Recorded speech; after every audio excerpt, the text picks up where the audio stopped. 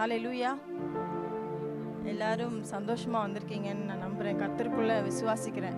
எத்தனை பேர் சந்தோஷமா இருக்கீங்க இந்த காலை வேளையில? ஹல்லேலூயா. எல்லாரும் நம்ம எழுந்திருந்து கர்த்தர் நம்மை பாதுகாக்கிறதுக்காக, அவர் நமக்கு அடைக்கலமும் அனுகூலமான துணையுமாய் இருப்பதற்காக கர்த்தர் ஒரு விசை எந்திரிச்சு நம்ம இந்த வேத வாக்கியத்தை கூட வாசிக்கலாம். சங்கீதம் 46 வாசிப்போம். யாக்கோபின் தேவன் நம்மளோடு இருக்கிறார். ஆமென். 46ஆம் சங்கீதம்.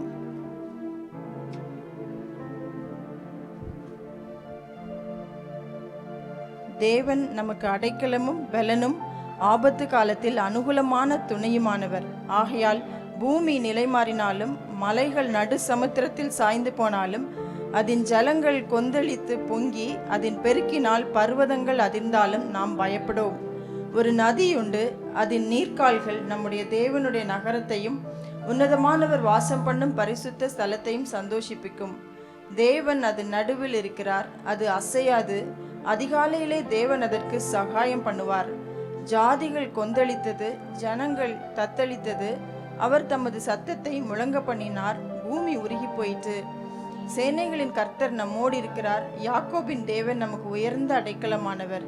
பூமியிலே பால்கடிப்புகளை நடப்பிக்கிற கர்த்தருடைய செய்கைகளை வந்து பாருங்கள்.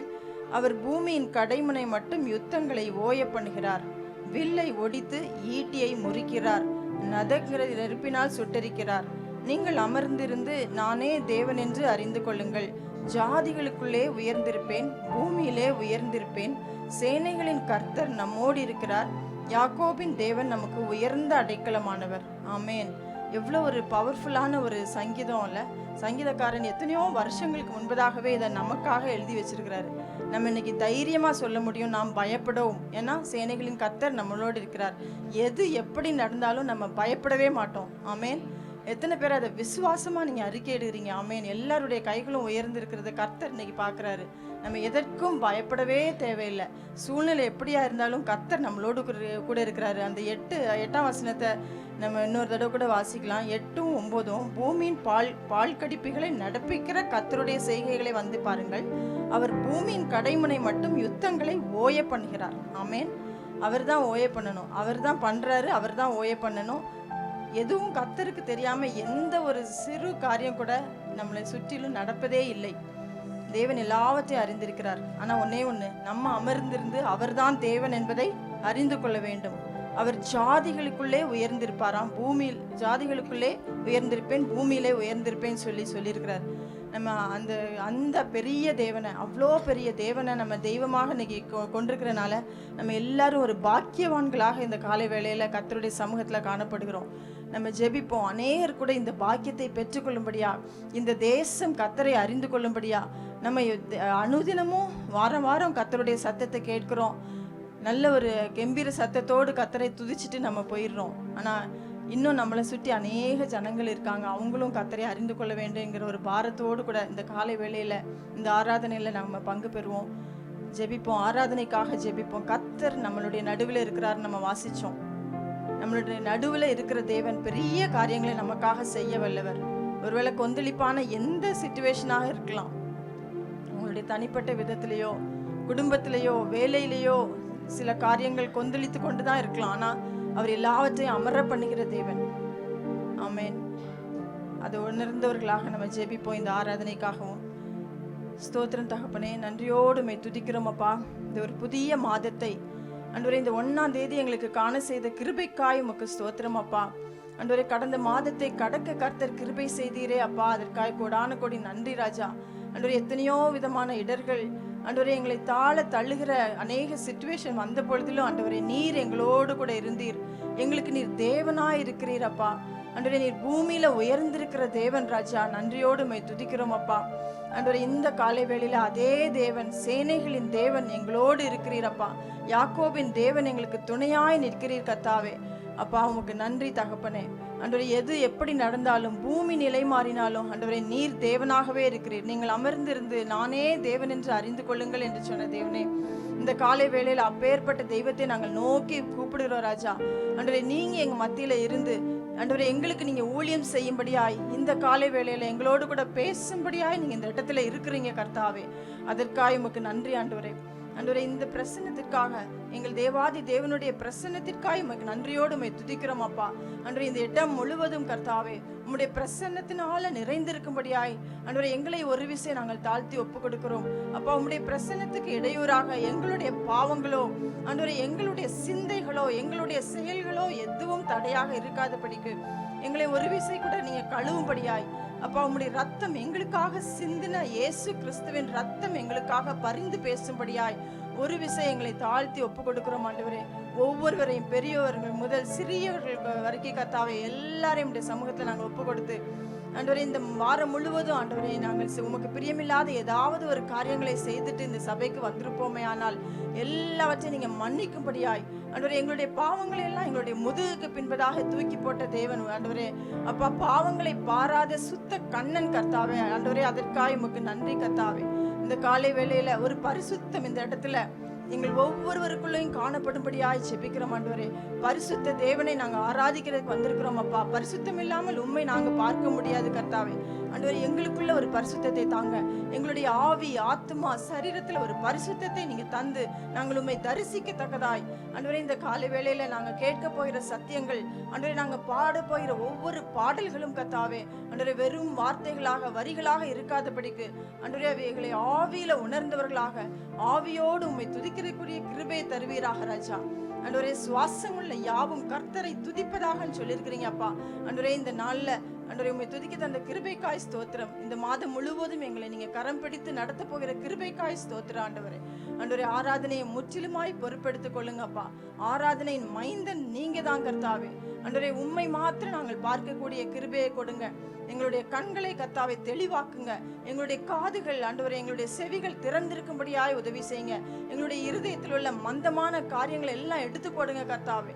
ஆண்டவரே எந்த இருதயத்திற்குள்ளும் ஆண்டவரே வசனம் செல்லக்கூடாதபடிக்கு ஏதாவது காரியங்கள் தடையாக இருக்குமே, ஆனால் எல்லா கல்லான இருதயத்தை நீங்க உடைக்கும்படியாய் இந்த காலை வேளையில ஜெபிக்கிறோம் அப்பா. அதே போல அநேகருக்காய் ஆண்டவரே எங்களை சுற்றியுள்ள மக்களுக்காய் நாங்கள் ஜெபிக்கிறோம் தகப்பனே. எத்தனையோ பேர் உண்மை அறியாமல் அழிந்து கொண்டு போயிருக்கிறாங்க கர்த்தாவே. அப்பேற்பட்டவங்களுக்கு ஆண்டவரே உம்முடைய சுவிசேஷம் வந்து எட்டத்தக்கதாய் எங்களுக்கெல்லாம் எப்படி ஆண்டவரே நீர் போதித்தீரோ, பரிசுத்த ஆவியானவர் எங்களுக்கு எப்படி போதிக்கப்பட்டீரோ அப்படி ஆண்டவரே அநேக மக்களுக்கு ஆண்டவரே இந்த ஜனங்களுக்கு ஆண்டவரே அது எட்டும்படியாய் கர்த்தர் கிருபை செய்யும்படியாய் ஜெபிக்கிற ராஜா. ஆண்டவரே இந்த ஆராதனையை நீங்க முற்றிலுமாய் பொறுப்பெடுத்துக் கொள்ளுங்க ஆண்டவரே. பிரசங்க வேளையில ஆண்டவரே நாங்க மனிதனுடைய வார்த்தை அல்ல தேவாதி தேவனுடைய வார்த்தையை கேட்கிறதுக்கு எங்களுக்கு உதவி செய்வீராக ஆண்டவரே. எல்லாம் ஆண்டவரே ஒழுங்கும் உம்முடைய சமூகத்துக்கு பிரீதியாயும் அது நடக்கும்படியாய் நீங்க உதவி செய்யுங்க கர்த்தாவே. எல்லா துதிக்கான மகிமை நீங்க மாத்திரம் எடுத்துக்கொள்ளுங்க. இயேசுவின் நாமத்தினால வேண்டிக் கொள்கிறோம் பிதாவே, ஆமென்.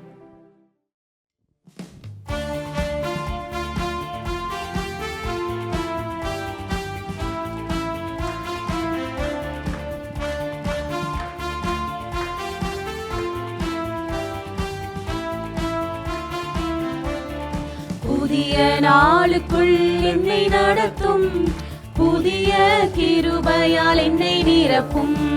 புதிய நாளுக்குள் என்னை நடத்தும், புதிய கிருபையால் என்னை நிரப்பும். புது கிருபை தாரும் தேவா, புது பலனை தாரும் தேவா. புது கிருபை தாரும் தேவா, புது பலனை தாரும் தேவா. புதிய நாளுக்குள் என்னை நடத்தும், புதிய கிருபையால் என்னை நிரப்பும். புதிய நாளுக்குள் என்னை நடத்தும், புதிய கிருபையால் என்னை நிரப்பும். ஆரம்பம் அற்பமானாலும் முடிவு சம்பூர்ணமா, ஆரம்பம் அற்பமானாலும் முடிவு சம்பூர்ணமா. குறைவுகள் நிறைவாகட்டும், எல்லா குறைவுகள் நிறைவாகட்டும். என் வறட்சி செழிப்பாகட்டும், என் வறட்சி செழிப்பாகட்டும். புது கிருபை தாரும் தேவா, புது பலனை தாரும் தேவா. புது கிருபை தாரும் தேவா, புது பலனை தாரும் தேவா. புதிய நாளுக்குள் என்னை நடத்தும், புதிய கிருபை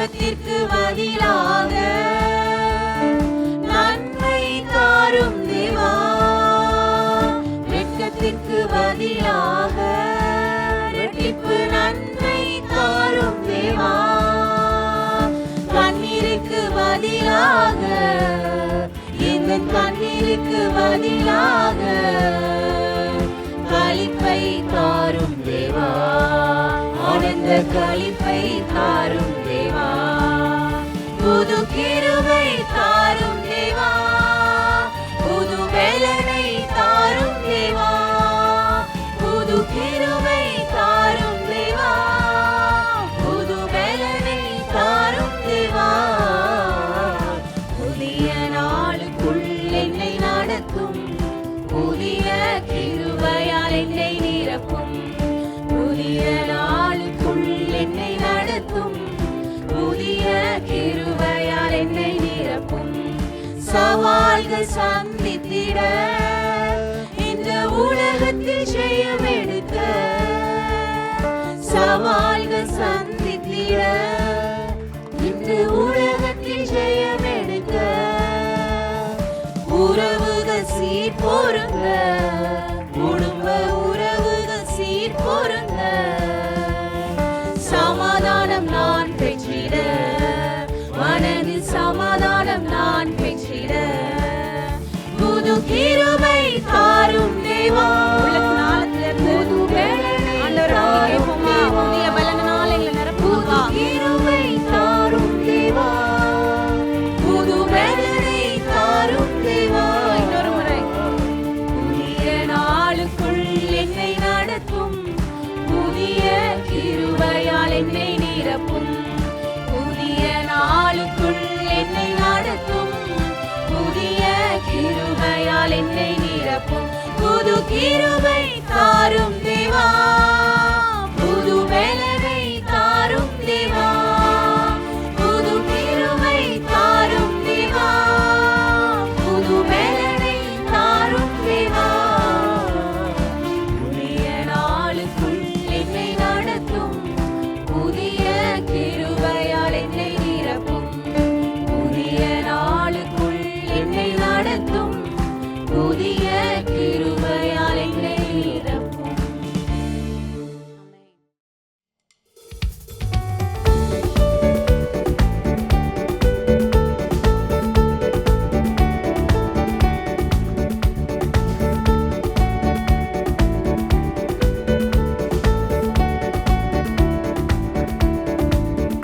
மகிழ்வோம் மகிழ்வோம் தினமாக மகிழ்வோம், இயேசுராஜனம் சொந்தமாயினார்.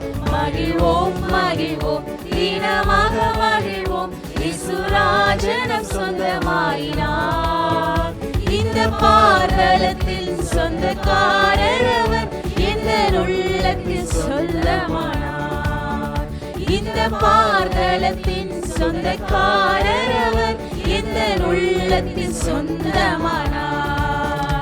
ஆனந்தமே பரமானந்தமே, இது மாபெரும் பாக்கியமே. ஆனந்தமே பரமானந்தமே, இது மாபெரும் பாக்கியமே. இந்த பாதலத்தின் சொந்தக்காரர் அவர், எந்த உள்ளத்தில் சொந்தமானார்.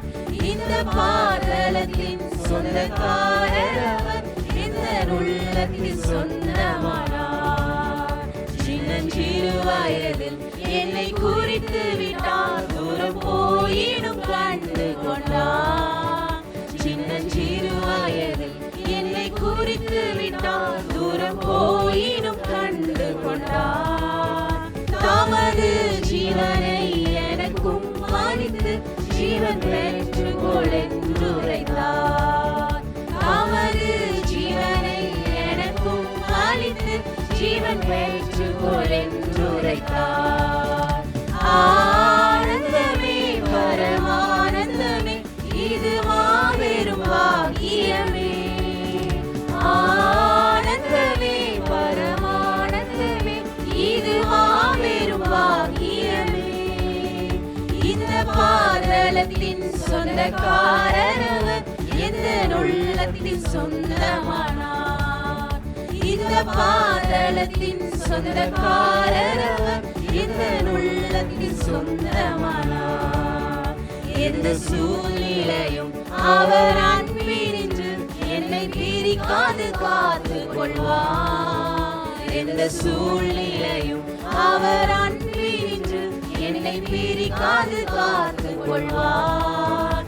என்னை நம்பி அவர் தந்த பொறுப்பதனை அவர் வரும் வரை காத்து கொள்வேன். என்னை நம்பி அவர் தந்த பொறுப்பதனை அவர் வரும் வரை காத்து கொள்வேன். ஆனந்தமே பரமானந்தமே இது மாபெரும் பாக்கியமே. ஆனந்தமே பரமானந்தமே இது மாபெரும் பாக்கியமே. இந்த பாதளத்தின் சொந்தக்காரர் இந்த உள்ளத்தின் சொந்தமானார். இந்த பாதளத்தின் சொந்தக்காரர் இந்த உள்ளத்தின் சொந்தமானார். அவர் வரும் நாளிலே என்னை கரமசைத்து அன்பாய் கூப்பிட்டு சேர்த்து கொள்வார். அவர் வரும் நாளிலே என்னை கரமசைத்து அன்பாய் கூப்பிட்டு சேர்த்து கொள்வார். அவர் சமூகமதில் அங்கே அவருடனே ஆடி பாடியே மகிழ்ந்திடுவே. அவர் சமூகமதில் அங்கே அவருடனே ஆடி பாடியே மகிழ்ந்திடுவே. ஆனந்தமே பரமானந்தமே இது மாபெரும் பாக்கியமே. ஆனந்தமே பரமானந்தமே இது மாபெரும் பாக்கியமே. இந்த பாதளத்தின் சொந்தக்காரர் இந்த உள்ளத்தின் சொந்தமானார். இந்த பாதளத்தின் சொந்தக்காரர் இந்த உள்ளத்தின் சொந்தமானார். மகிழ்வோம் மகிழ்வோம் தினமாக மகிழ்வோம் இயேசுராஜனம் சொந்தமாயினார்.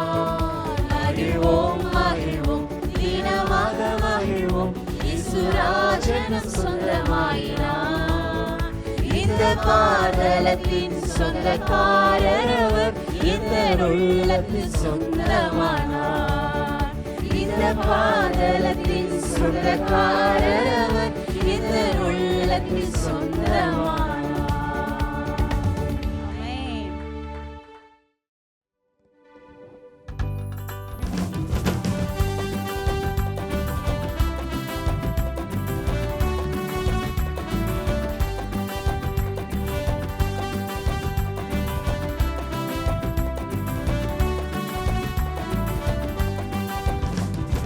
நம்பிக்கையே உமக்கு ஸ்தோத்திரம், என் புகலிடமே உமக்கு ஸ்தோத்திரம். சொல்லுவோமா? என் நம்பிக்கையே உமக்கு ஸ்தோத்திரம், என் புகலிடமே உமக்கு ஸ்தோத்திரம். உம்மைத்தான் நான் நம்பியிருக்கேன், அற்புதங்கள் எனக்கு செய்யுங்கப்பா. உம்மைத்தான் நான் நம்பியிருக்கேன், அற்புதங்கள் எனக்கு செய்யுங்கப்பா. என் நம்பிக்கையே உமக்கு ஸ்தோத்திரம், என் புகலிடமே உமக்கு ஸ்தோத்திரம். என் நம்பிக்கையே உமக்கு ஸ்தோத்திரம், என் புகலிடமே உமக்கு ஸ்தோத்திரம். 100க்கு 100 உம்மையே நான் நம்புவேன். அற்புதம் செய்திடுங்க, அதிசயம் நடத்திடுங்க. 100க்கு 100 உம்மையே நான் நம்புவேன். அற்புதம் செய்திடுங்க, அதிசயம் நடத்திடுங்க. மனிதர்கள் முன்பாக தலை குனிந்து போகாமல் உதவி செய்திடுங்க, உயர்த்தி வச்சிடுங்க. மனிதர்கள் முன்பாக தலை குனிந்து போகாமல் உதவி செய்திடுங்க, உயர்த்தி வச்சிடுங்க. உம்மைத்தான் நான் நம்பியிருக்கேன், அற்புதங்கள் எனக்கு செய்யுங்கப்பா. உம்மைத்தான் நான் நம்பியிருக்கேன், அற்புதங்கள் எனக்கு செய்யுங்கப்பா. என் நம்பிக்கையே உமக்கு ஸ்தோத்திரம், என் புகலிடமே உமக்கு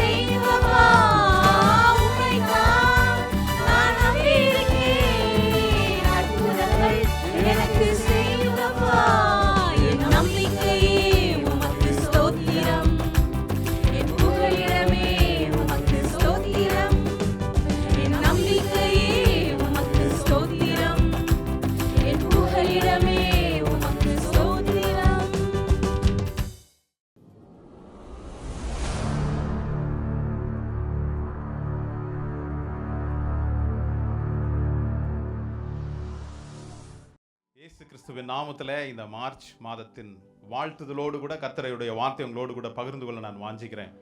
கர்த்தர் தொடர்ந்து நம்மோடு கூட பேசுகிற தேவனாக இருக்கிறார். ஹல்லேலூயா.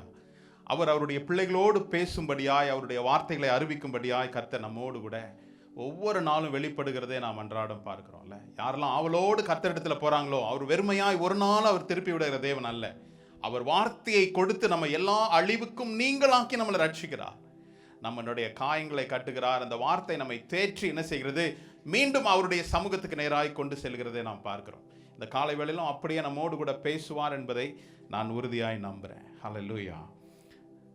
இந்த மாதத்தில் நாம் எடுத்துக்கொள்கிற ஒரு சிறிய தலைப்பை உங்களோடு கூட இந்த நாளிலும் நான் போட விரும்புகிறேன். நம்முடைய வாழ்க்கையில் அநேக காரியங்கள், அநேகர் பேசுகிற அவச்சொல் நிமித்தமாய், அநேகர் பேசுகிற வார்த்தைகள் நிமித்தமாய் நம்முடைய இருதயங்கள் சோர்ந்து போகிறதோ இல்லை காயப்படுகிறதோ நம்ம பார்க்குறோம்ல. வெளிப்புறமாய் நம்ம சில காரியங்கள், சில வார்த்தைகள், சில சர்காஸ்டிக்காக பேசுகிற வார்த்தைகள் நம்ம என்ன செய்கிறது, சோர்வடைய செய்கிறதை நாம் பார்க்கிறோம். ஆனால் இந்த சோர்வுகளை உங்கள் நடுவிலிருந்து கர்த்தர் நீக்குவார் அப்படின்றது மாத்திரமல்ல, அதை உங்களை கொண்டே அதை செய்வார் என்று சொல்லி உங்களோடு கூட நான் பேச வாஞ்சிக்கிறேன். எடுத்துக்கொள்வோம் பாருங்களேன். ஏசாயா 88ஆம் அதிகாரத்தின் 9வது வசனத்தை வாசிக்கலாம். அப்பொழுது நீ கூப்பிடுவாய், கர்த்தர் மறு உத்தரவு கொடுப்பார். நீ சத்தமிடுவாய், இதோ நான் இருக்கிறேன் என்று சொல்லுவார். நுகத்தடியையும் விரல் நீட்டுதலையும் நிபச்சொல்லையும் நீ உன் நடுவிலிருந்து அகற்றி. இந்த வாரத்தில் நம்ம இந்த மாசத்துல இல்லை இந்த வாரத்தில் நான் உங்களோடு கூட தியானிக்கும்படியாகி தெரிந்து கொண்ட இந்த வேத வசனத்துல, அப்பொழுது நீ கூப்பிடுவாய், கர்த்தர் உனக்கு மறு உத்தரவு கொடுப்பார். நீ சத்தமிடுவாய், இதோ நான் இருக்கிறேன் என்று சொல்லுவார். நுகத்தடியையும் விரல் நீட்டுதலையும் நிபச்சொல்லையும் உன் நடுவிலிருந்து அகற்றி அப்படின்னு சொல்லுகிறது. நீங்களும் நானும் தான் இந்த நிபச்சொல்லை கர்த்தர் என்ன செய்யும்படியாய், அது நம் நடுவில் இல்லாதபடி எங்க என்ன செய்ய போறோம், அகற்றிவிட போறோம். ஹல்லேலூயா. இந்த நிபச்சொல் அப்படின்றது அதனுடைய அர்த்தம் என்ன, பழிச்சொல் இல்ல தவறான சொல், நம்மை குற்றப்படுத்துகிற சொல்லா இருக்குது. இப்படிப்பட்ட சொல் நம்ம என்ன செய்யுது, அநேக நேரங்களில் இப்படிப்பட்ட சொல் நம்ம என்ன செய்கிறது, முன்னேற்றத்திற்கு நேராய் நடக்க முடியாதபடி, the word of condemnation, நம்மை நியாயம் தீர்க்கின்ற ஒரு வார்த்தையாய் நம்முடைய வாழ்க்கையில் இன்னும் முன்னேறி செல்ல முடியாதபடி சில வார்த்தைகள் நம்ம என்ன செய்கிறது, சோர்வடைய செய்கிறது, காயப்படுத்துகிறது. இப்படிப்பட்ட வார்த்தைகள் உன் நடுவில் நீ தான் என்ன செய்ய போற, அகற்ற போற. ஒரு மனிதன் எப்பொழுதுமே சக்சஸ்ஃபுல்லா இருக்கிறானா அவன்கிட்ட கொண்டு வந்து என்ன செய்ய போறதில்ல, இப்படிப்பட்ட நிபச்சொல்லை சொல்ல போறதில்ல, குற்றமாய் பேசுகிற காரியத்தை சொல்ல போறதில்ல. எக்கோ கொஞ்சம் கம்மி பண்ணல, எக்கோ. நிபச்சொல்லை கர்த்தர் நீக்கி போடுவார் அப்படின்னா இந்த காரியத்தை உங்களையும் என்னையும் கொண்டுதான் அவர் செய்ய போறார். அல்லேலூயா. நிபச்சொல் என்பது குற்றம், பழி சுமத்துவது, நம்மை குறித்து தவறாய் பேசுவது. சில நேரம் சில நபர்கள் மூலமாய் இந்த காரியங்கள் நடந்தாலும் கூட சில நேரம் நம்முடைய சிந்தைக்குள் சத்துருவானவன் எப்படிப்பட்ட காரியங்களை விதைக்கிறது நம்ம பார்க்கலாம். ஆனால் நீங்க சொல்றது இன்னைக்கு காலையில இந்த மாதத்துல முதல் நாளில் இந்த வார்த்தை உங்களுக்கு வருகிறது. நுகத்தடியையும் விரல் நீட்டுதலையும் நிபச்சொல்லையும் உன் நடுவில் இருந்து விலக்குகிறார். ஹல்லேலூயா. எத்தனை பேர் உண்மையிலே விசுவாசிக்கிறீங்க? நுகங்கள், எனக்கு உள்ள பாரங்கள், எனக்கு என்னுடைய நுகத்தடினது என்னுடைய ஷோல்டர், என்னுடைய கழுத்துல என் மேல் ஒரு அழுத்தம், ஒரு பாரம் இருந்து கொண்டே இருக்குது. இதை விட்டு நான் விலகி போவே முடியல. இதை தொடர்ந்து இந்த அழுத்தம் என்னை தொடர்ந்து பற்றி கொள்கிறது நீங்க நினைக்கலாம். ஆனால் இவைகளை கர்த்தர் உங்கள் முன்னாடி இருந்து என்ன செய்றார், உங்கள் நடுவில் இருந்து அகற்றுகிற மாதமா இந்த மாதம் உங்களுக்கு அமையும். ரெண்டாவது, உன் விரல் நீட்டுதலையும் அப்படின்னா என்ன அர்த்தம்? யாரை விரல் நீட்டுவோம்? ஒருத்தர் யார் இதுல நல்லவர்னா விரல் நீட்டதுக்கு யோசிப்போம் இல்ல. ஆனா இதுல யார் மோசமான, யார் இப்படிப்பட்ட நபரனோட உடனே கையை நீட்டுவோம். விரல் நீட்டுதல், இப்படி உங்களுடைய வாழ்க்கையில உங்களுக்கு விரோதமாய் விரல் நீட்டுகிற காரியங்களிலிருந்து கர்த்தர் உங்கள் நடுவில் இல்லாதபடி செய்ய போகிறார். ஹல்லேலூயா. இதை எப்படி செய்ய போறார்ன்றது தான் நம்ம பார்க்க போறோம். கர்த்தர் உங்களையும் என்னையும் கொண்டுதான் அதை செய்வார். கர்த்தரே அதிசயங்களை செய்வார். கர்த்தர் சில காரியங்கள் அவரே இறங்கி செய்கிறார், சில மனிதர்களை கொண்டு அவர் செய்கிறார். ஆனால் இந்த நாளில் உங்களை கொண்டு என்னை கொண்டு என் நடுவில் நுகத்தடியையும் விரல் நீட்டுதலையும் நிபச்சொல்லையும் நீங்கும்படியாய் கர்த்தர் என்னை என்ன செய்வாரு, உருவாக்கி நடத்துவார். ஹல்லேலூயா. ஏன் நான் சொல்றேன், ஒரு சில காரியங்கள், சில நபர்கள் பேசுகின்ற வார்த்தைகள் காயப்படுத்துவது மாத்திரமல்ல, அது தொடர்ந்து இப்படி நடந்துருமோ, இவங்க சொன்ன காரியங்களெல்லாம் நம்ம வாழ்க்கையில பலிச்சிருமோ அப்படின்ற ஒரு வார்த்தை இருக்கு பாருங்க. நான் முன்னேறி செல்ல முடியாதபடி அது ஒரு தடையா இருக்குது. இவர் ஒரு வயசான ஒரு நபரா இருக்கிறாரு, நல்ல ஒரு அனுபவசாலியா இருக்கிறாரு. இவர் என்னுடைய வாழ்க்கையில் அவச்சொல் பேசிட்டாரே, இவர் என்னை குற்றப்படுத்துகிறாரே, இந்த வார்த்தைகள் எல்லாம் என் மேலேயோ என் குடும்பம் மேலேயோ என்னுடைய பிள்ளைகள் வாழ்க்கையிலோ பழிச்சிருமோ அப்படின்னு நம்ம நினைக்கிறோம். வேதம் சொல்லுகிறது, எல்லா பழிச்சொல்களையும் எல்லா பழிகளையும் எல்லா பாவங்களையும் கர்த்தர் சிலுவையில் என்ன செய்தாரு? அவர் ஆணி அடிச்சார். எந்த மனிதன் தேவனுக்குள் வருகிறானோ அந்த மனுஷன் தேவனுடைய வார்த்தையினால் நிரம்பும் போது வெளியிலிருந்து வருகின்ற வார்த்தைகள் அவர்கள் என்ன செய்யாது? குற்றப்படுத்தாது, காயப்படுத்தாது. காரணம் என்ன தெரியுமா? அவனுக்குள், எனக்குள் கர்த்தருடைய வார்த்தை இருக்கும்போது வெளியிலிருந்து வருகின்ற அவச்சொல் என்னுடைய வாழ்க்கையை மேற்கொள்ளாது. நான் அவச்சொல்லை அல்ல, அவர் சொல்லுகிறதை நான் கேட்கிறவனா இருக்கணும். எத்தனை பேர் உள்வாங்கிட்டீங்க? ஹல்லேலூயா. என்னுடைய பாத்திரம் அவருடைய வார்த்தையினால் நிரம்பி இருக்கும்போது வெளியிலிருந்து வருகின்ற இந்த நிபச்சொல் என்னுடைய வாழ்க்கையை தீர்மானிப்பது அல்ல. சிலர் நினைக்கிறாங்க, என்னுடைய வாழ்க்கையில சிலர் சொன்ன சாபங்கள், சிலருடைய பாவ கட்டுகள் என்னை அப்படியே பின்தொடர் வருகுதுன்னு நீங்க நினைக்கும் போது என்ன செய்யும்? தொடர்ந்து வர மாதிரி தான் இருக்கும். அப்படிதானே?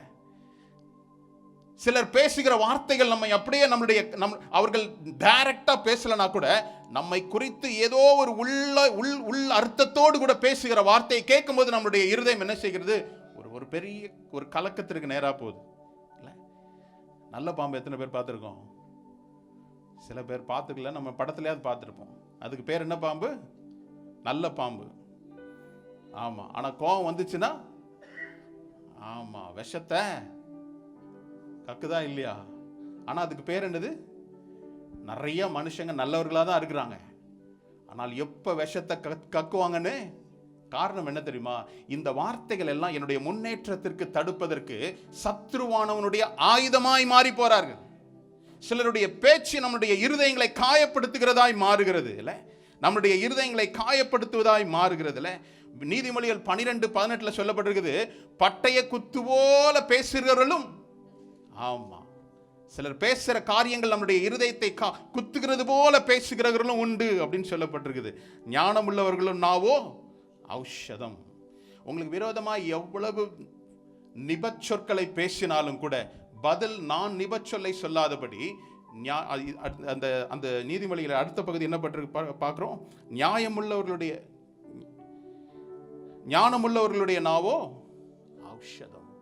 ஞானமுள்ளவர்களுடைய நாவோ ஔஷதம்.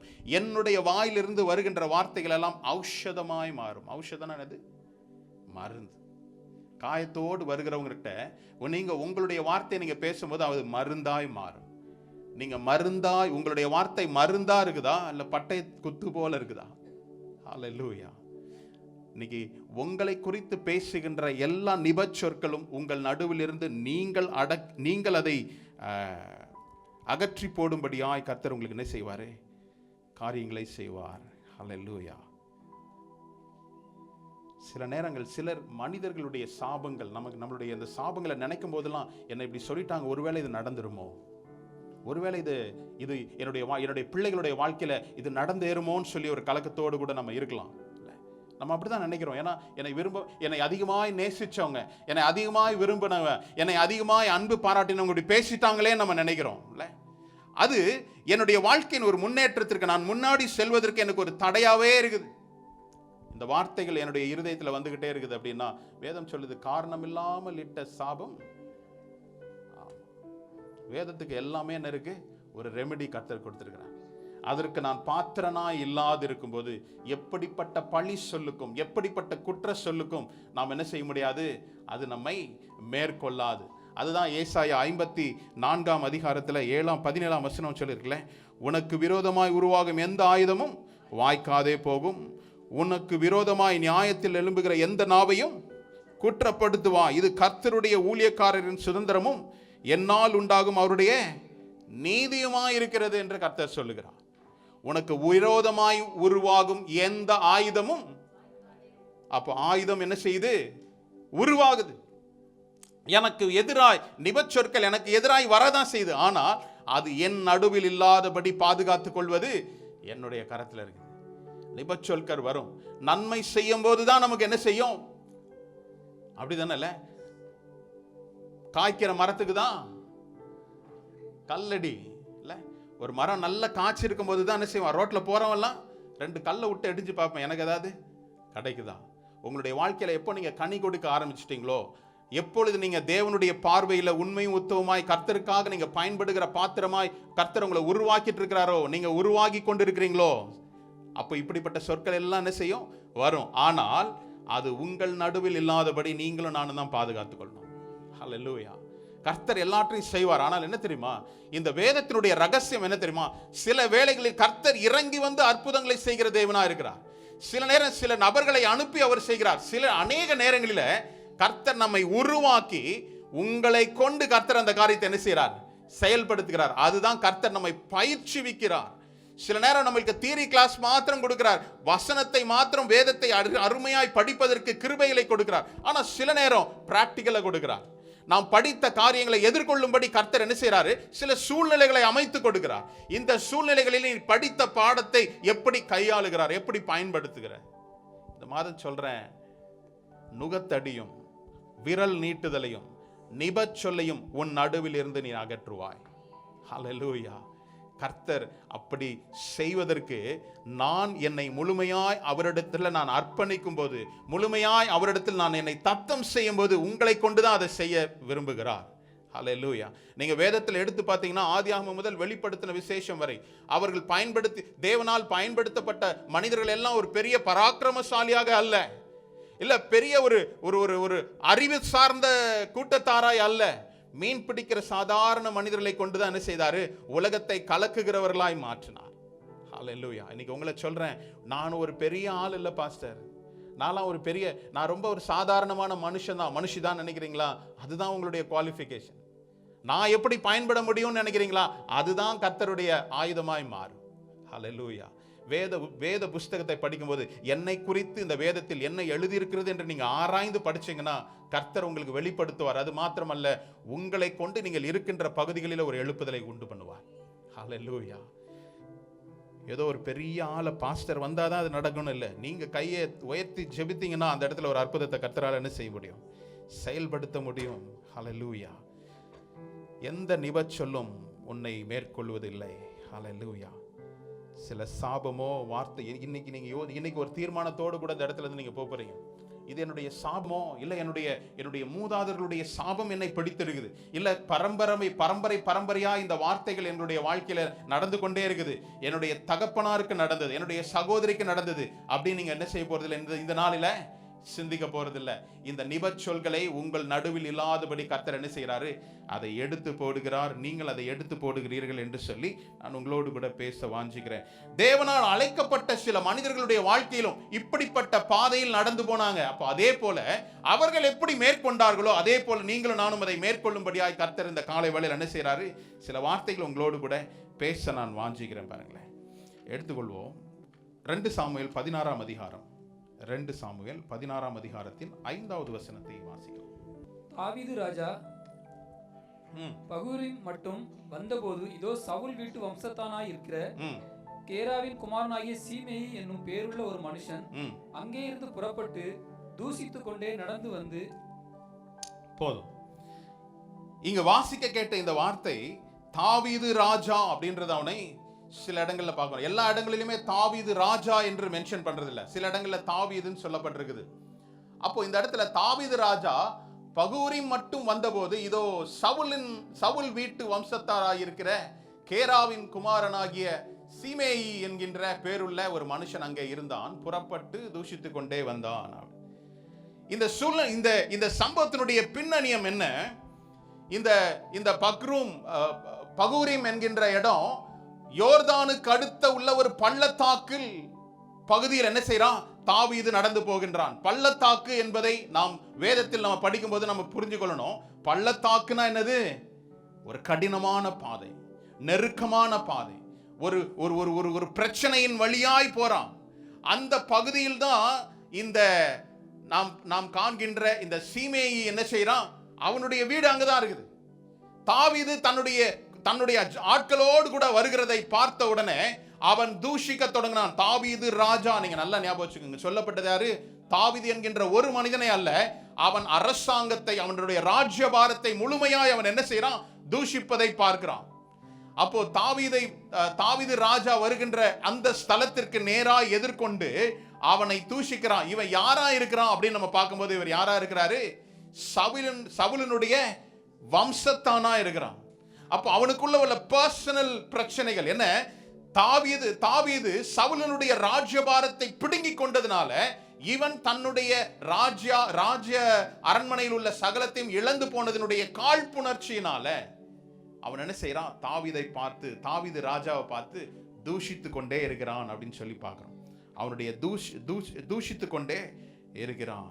சிமேயு என்பதனுடைய அர்த்தம் என்னது? புகழ் வாய்ந்த அப்படின்ற அர்த்தம். ஆனால் இவன் பெரிய புகழ் அல்ல, புகழ் வாய்ந்த ஒரு கேரக்டர் அல்ல. இவனை பற்றி பேசும்போது எப்படி இருக்குது? இவனுடைய பெயர் புகழ் வாய்ந்தவன் அப்படின்ற மாதிரி அவனுடைய அர்த்தத்தை கொண்டாலும் கூட இவனை குறித்து வேதத்தில் ஒரு நல்ல ஒரு சாட்சி இல்லை. இவன் தாவீது ராஜாவை குறித்து தூஷித்து கொண்டே புறப்பட்டு கொண்டு அவனோடு கூட என்ன செய்யறான்? தூஷித்து கொண்டே நடந்து வந்து அப்ப என்ன செய்யறான்? ஒரு இடத்துல பேசிட்டல்ல, அவன் போகின்ற வழிகளில் எல்லாம் அவனை பின்தொடர்ந்து வந்து கொண்டே இருக்கிறான். நான் ஒன்னு சொல்றேன் கேளுங்களேன். நம்மளுடைய வாழ்க்கையில உயர்ந்த ஸ்தானத்தில் இருக்கும்போது நம்மை தூஷிக்கிற ஜனங்களுடைய காரியங்கள் கைவிட்டு என்றலாம். நாம் ஒரு சக்சஸ்ஃபுல்லா இருக்கிறோம், நம்ம சொசைட்டில ஒரு நல்ல ஸ்தானத்தில் இருக்கோம், உங்களுக்கு அப்படிப்பட்ட இடத்துல நீங்க இருக்கும்போது உங்களுக்கு விரோதமாய் பேசுகிற ஜனங்கள் என்ன செய்ய மாட்டாங்க? தைரியம் கொள்ள மாட்டாங்க. ஆனால் எப்பொழுது ஒரு மனிதன் விழுந்து போறானோ, எப்பொழுது ஒரு மனிதன் லோ பாயிண்ட்ல வரானோ, அவனுக்கு எதிராய் பேசக்கூடிய ஜனங்கள் என்ன செய்வாங்க? ஒரு கூட்டம் கூடிக்கிட்டே இருப்பாங்க. ஹல்லேலூயா. இந்த சூழ்நிலையின் பின்னணியம் என்ன? ஏன் அந்த தாவீது ராஜா தன்னோடு கூட இருந்த ஜனங்களோடு கூட ஏன் இந்த பகுதியில பகுரி மட்டும் உள்ள ஒரு பள்ளத்தாக்கில், இல்ல யோர்தான் பக்கத்தில் உள்ள ஒரு பள்ளத்தாக்கில் ஏன் அவன் ஓடிக்கொண்டிருக்கிறான் அப்படின்னா, தன்னுடைய குமாரனாகிய அப்சலோமின் நிமித்தமாய் அவன் தன்னுடைய தாவீதினுடைய ராஜ்யத்தை, இஸ்ரவேல் ராஜ்யத்தை தன் வயப்படுத்தி கொண்டு அவன் தன் தகப்பனுக்கு விரோதமா என்ன செய்யறான்? எழும்புகிறதை நாம் பார்க்கிறோம். தகப்பனை கொலை செய்து அந்த ராஜ்யத்தை எடுத்துக்கொள்ளணும்னு அவன் வாஞ்சிக்கிறான். இதை அறிந்து தாவீது என்ன செய்யறான்? ஒரே ஓட்டமாய் ஓடுறான். யாருக்கு பயந்து ஓடுறான்? முதலாவது தாவீது யாரால் அழைக்கப்பட்ட மனுஷனா இருக்கிறான்? கர்த்தரால் அழைக்கப்பட்ட மனுஷனா இருக்கிறான். தேவ ஊழிய தீர்க்கதரிசியினால் அபிஷேகம் பண்ணப்பட்டவனா இருக்கிறான். அவனுக்கு அந்த பிரச்சனை. இன்னைக்கு உங்களை பார்த்து சொல்றேன், கர்த்தர் தான் என்னை அழைத்தார், கர்த்தர் தான் என்னை உருவாக்கினார். ஏன் எனக்கு இந்த பாடுகள்? நம்ம யோசிக்கிறோம், பாடுகள் இல்லைன்னா நம்மளுடைய வாழ்க்கையில் அநேக நேரம் என்ன செய்யறோம்? ரிலாக்ஸா தான் ஆயிடுறோம். சில பிரச்சனைகள் நிமித்தமாய் நம்ம அண்டிக்கொள்ளணும், அதுக்காக கர்த்தர் எனக்கு பிரச்சனை கொடுத்துக்கிட்டே, அப்படி அல்ல. சில நேரம் நம்ம என்ன செய்கிறோம்? நமக்கு பிரச்சனை இல்லைன்னா நம்ம ரிலாக்ஸ் மோடுக்கு வந்துடுறோம், ஹைபர்னேட் மோடுக்கு வந்துடுறோம். இல்லை, லேப்டாப் ரொம்ப நேரம் யூஸ் பண்ணலன்னா என்ன ஆயிடுது? அப்படியே பவர் சேவிங் மோடுக்கு போயிடுது. நம்மளும் என்ன செய்கிறோம்? கர்த்தர் நம்மளை பவர்ஃபுல்லாக இருக்கணும்னு நினைக்கிறாரு, நம்ம பவர் சேவிங்லேயே இருக்கிறோம். பரவாயில்ல, கொஞ்ச நேரம் ரிலாக்ஸ் பண்ணிக்கலாம். ஆனால் ஒவ்வொரு நிமிடமும் ஒவ்வொரு நாளும் நீங்கள் நல்லா யோசிச்சு பாருங்கள். இன்றைக்கி சூழ்நிலைகள் நமக்கு நல்லா தெரியும். நாம் வாழுகிற ஒவ்வொரு நொடியும் நமக்கு மிகவும் மிகவும் ஒரு முக்கியமான காரியமாக இருக்குது. இல்லை, சில நேரம் நமக்கு எல்லா சூழ்நிலைகள் நமக்கு மனரம்யமாக இருக்குதுன்னா நாம் கர்த்தரை தேடுகிறதுல ஒரு சோர்வு காணப்படுகிறதுல. ஒரு மனுஷன் என்ன செய்தானா, ஒரு ஃபிஷ் அக்வேரியம் போய் பார்த்துருக்கிறான். அந்த ஃபிஷ் அக்வேரியம்ல ஒரு மீன் ரொம்ப அழகா இருக்குது. இந்த மீனை வாங்கிட்டு வந்து நம்மளுடைய வீட்டில் ஒரு ஃபிஷ் அக்வேரியம் வைக்கணும், இந்த அழகான மீன் என் வீட்லயும் என்ன செய்யணும், இருக்கணும், நானும் பார்த்துக்கிட்டே இருக்கணும் அப்படின்னு நினைச்சானா. உடனே அந்த ஒரு அழகான ஒரு ஃபிஷ் டேங்க் அவங்க வீட்டில் உருவாக்கணும். அந்த மீன் எவ்வளவு காஸ்ட்லியா இருந்தாலும் அந்த மீனை கொண்டு வந்து என்ன செய்தான், அந்த டேங்க்ல கொண்டு போய் வச்சானா. அந்த மீன் என்ன செய்துதான், எங்க இருக்குதுன்னே தெரியல. நீங்க அது பார்த்துருக்கீங்களா? சில மீன் ரொம்ப அழகா நம்ம வாங்குவது எங்க இருக்குன்னு தேடும். ஏன்னா அமைதியா ஒரு ஓரமா ஒரு முக்கில் எங்கேயாவது ஒரு இடத்துல அமைதியா உட்காந்துருது தான். இவனுக்கு ரொம்ப விஷனமா. ஆனால் அங்கே பார்க்கும்போது அழகா அங்கே இங்கேயும் நீந்தி போகும்போது ரொம்ப அழகா இருந்தது. ஆனால் இந்த நம்ம வீட்டில் இருக்கிற தொட்டில எங்க இருக்குன்னு நம்ம தேட வேண்டியதா இருக்குதே அப்படின்னு சொல்லி அந்த மீன் விற்கின்ற நபரத்தில் போய் எங்க வீட்டில் இப்படி தான் இருக்குது இந்த மீன் அப்படின்னு சொன்னானா. உடனே அவர் சொன்னாராம், இந்த மீனை வாங்கிட்டு போய் அதில் விடுங்க, இது என்ன செய்யும், அதை டிஸ்டர்ப் பண்ணிக்கிட்டே இருக்கும், துரத்துக்கிட்டே இருக்கும். அதை டிஸ்டர்ப் பண்ண அது அங்கேயும் இங்கேயும் ஓடும் பாருங்க, அப்போ உங்களுக்கு பார்க்கறதுக்கு அழகா இருக்கும். நம்மளுடைய வாழ்க்கையில அப்படிதான் இல்லை, சில டிஸ்டர்பன்ஸ் வந்தாதான் நம்ம என்ன செய்யறோம், வேதத்தை படிக்கிறது எப்படி, உபவாசிக்கிறது எப்படி, காலையில அலாரம் அடிக்கிறதுக்கு முன்னாடி நம்ம எழுந்திருக்கிறது எப்படி, அப்படிதான் சில டிஸ்டர்பன்ஸை ஏன் நம்மளுடைய வாழ்க்கையில கர்த்தர் அனுமதிக்கிறார்னா அவர் இன்னும் அதிகமாய் தேடும்படியா. ஹல்லேலூயா. இங்க நம்ம பார்க்கிறோம், இவன் தன்னுடைய வாழ்க்கையில ஒரு லோ பிட்ச்ல வந்திருக்கிறான். தாவீது தேவனால் அபிஷேகிக்கப்பட்டவர். கர்த்தர் சொல்றார், இவன் என் இருதயத்திற்கு ஏற்ற மகன், அப்படிதான் சொல்றாரு. இஸ் வெரி க்ளோஸ், வெரி என்னுடைய இருதயத்திற்கு ரொம்ப ஏற்ற மகன் தான். அப்ப அவனுக்கே அந்த பாடுகள். ஹல்லேலூயா. தாவீது ஏன் அது அந்த அனுமதி, இந்த பாதைகளில் அவன் அனுமதிக்கப்பட்டார்னா, அவன் வாழ்விலும் தாழ்விலும் கர்த்தரை விடாதிருந்தான். அவன் ஆடு மேய்த்து கொண்டிருக்கும் போது கூட கர்த்தரை பாடிக்கொண்டே இருந்தான். அரண்மனையில் இருக்கும்போது கூட கர்த்தரை குறித்த சிந்தையோடு கூட இருந்தான். இன்னைக்கு நீங்கள் நானும் அப்படி இருக்கணும்னு தான் கர்த்தர் என்ன செய்றார், விரும்புகிறார். ஒரு சில காரியங்களை பெற்றுக்கொண்ட ஓடுவது அல்ல. போன வாரம் நம்ம பார்த்தோம்ல, யாரை பற்றி கொண்டிருக்கிறோம், நான் எதை அதிகமாய் பற்றி கொண்டிருக்கிறேன், என்னுடைய இருதயம் எதை பற்றி கொண்டிருக்கிறது. இந்த வார்த்தையை நம்ம கேட்கிறோம், பற்றி கொள்ளுதல் அப்படின்றது வந்து ஏதோ ஸ்லைட் வார்த்தை அல்ல. என்னுடைய இருதயம், நான் உடனே செய்யணும்னு நினைக்கின்ற காரியம் என்ன, அது நீங்க யோசிச்சு பாருங்க. எதை நான் அதிகமாய் விரும்புகிறேனோ அதை நான் பற்றி கொண்டே இருக்கிறேன். நீங்க கர்த்தரை நேசிக்கிறவர்களாய், கர்த்தர் மேல் அன்பு பாராட்டுகிறவர்களாய் இருந்தீங்கன்னா நீங்க கர்த்தரை பற்றி கொள்ளுகிறவர்களாய் மாறுவீங்க. ஹல்லேலூயா. இங்க பார்க்கிறோம், அவன் என்ன செய்யறான், அவனை தாவீது ராஜாவை பின்பற்றி கொண்டே பின்னாடியே வந்துட்டு அவன் என்ன செய்யறான், தொல்லை கொடுத்துட்டே இருக்கிறான். நீங்க நல்லா யோசிச்சு பாருங்க, தாவீதுக்கு இந்த காலகட்டத்தில் அவனுடைய ஏஜ் என்ன சொல்லப்பட்டிருக்குன்னா, ஒரு 62 to 65 வயது இருக்கும் அப்படின்னு சொல்லப்பட்டிருக்கு.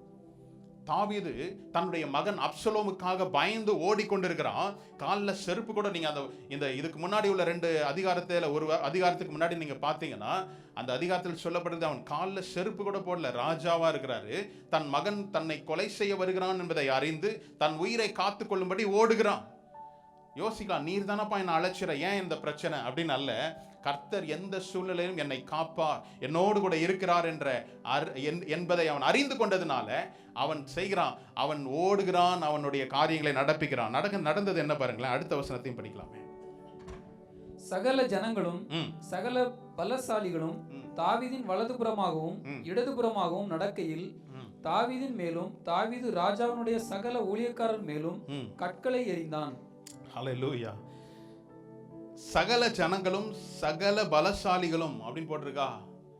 மாம்ச பலத்தினால் என்னை எதிர்கொள்ளுகின்ற வார்த்தை என்ன செய்யும், சில காரியங்களை ஒரு மனுஷனை அப்படியே தாழ்த்தும், ஒரு மனுஷனை உயர்த்தும். நான் எந்த வார்த்தையை பற்றி கொள்கிறேன், அதான் ஏற்கனவே சொன்னேன், எனக்குள் கிறிஸ்துவனுடைய வார்த்தை, தேவ வார்த்தை எனக்குள் நிறைந்திருந்தால் வெளியிருந்து வருகின்ற வார்த்தைக்கு என்ன செய்யலைங்க, இடம் இல்லை. ஒரு பாத்திரம் நிரம்பி இருந்ததுன்னா அதுல எவ்வளோ பெரிய ஒரு விலை உயர்ந்த பொருளை அதில் போடணும்னா கூட என்ன செய்ய முடியாது.